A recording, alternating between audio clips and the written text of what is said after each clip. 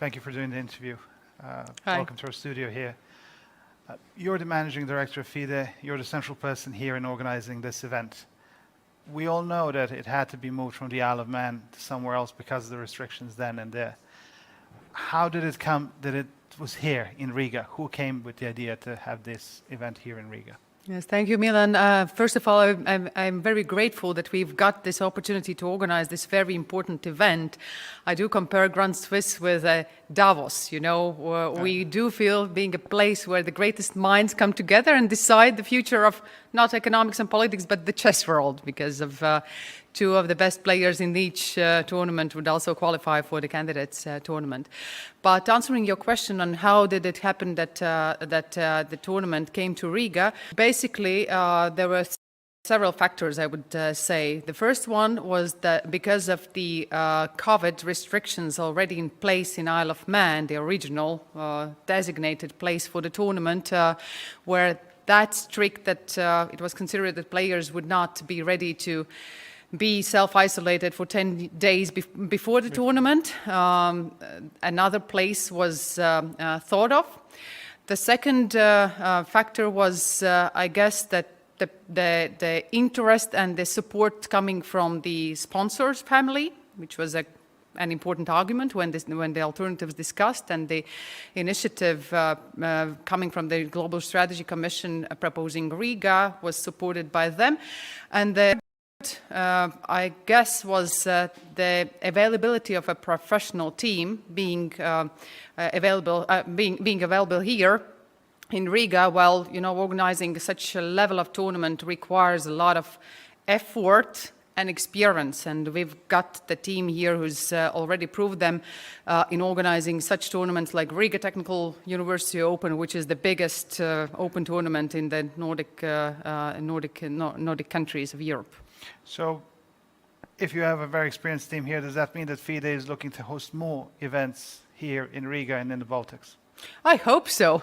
We still have to prove ourselves, and I guess this is quite a challenging event. But if we prove that even under such a pressure and in such complicated circumstances we are able to deliver, this might be considered as a place for other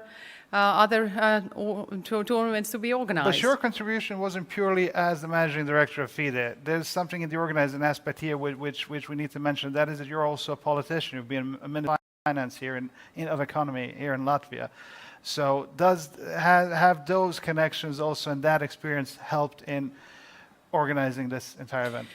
I think so, yes, because, you know, these two last years have been very complicated in the whole sports world, and not less in chess as well. Because of the COVID being there, you have to be sure that the event might take the place. So before taking over the event, of course, I also did make consultations with my former colleagues at the government.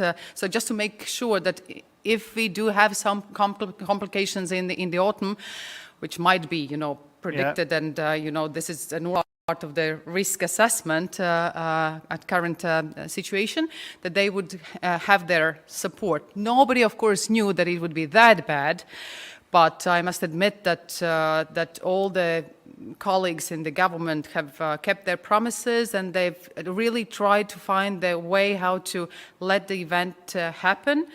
And with the great support, we are here now. Moving on, what is it like to be a chess player in politics? Are there any crossings between the two? Of course, this is the question that I've quite often been posed. I mean, there are several factors how chess has helped me in my political career. One, it has given me the stability, the sense of stability. You know that a profession of being a politician, it's very unstable. One day you're a prime minister or minister of finance. The second one you can be, you know, on the street or in the opposition. So if you have anything else in your life that gives you this very important sense of freedom, taking also unpopular decisions, and you could imagine that not all the necessary decisions are the most popular ones. And if you are, you know, cramped and very much afraid of losing your position, you are not free in taking those. So having chess in my life has always helped. But besides that, of course, you know, several skills that chess gives to a person, life skills like being able to see the whole board, being able to calculate at least several moves ahead, and not forgetting that you are not the only one in the game. Yes, this is very important also to be remembered in politics. Are there any other politicians in Europe who play chess or in the world that you know of? Of course, in my neighboring country, Victoria Chmilite, the chairman of Seimas, or their parliament, one of the great chess players. I'm pretty sure that the same as for me, not only the skills, but also that image has been improved by being a chess player. That So helps. finally, when will FIDE have a woman president? Um, And will that maybe be you? I'm coming from a country where approximately 50% of all the management positions are held by ladies, not introducing any quotas, just coming naturally because we are here very smart and capable. So whenever there would be a lady around in the chess world, I believe that there would be a full support in the chess world as well. Well, I'm sure you'll be among them. Reizniece-Ozola, thank you so much for the interview. Thank you very much.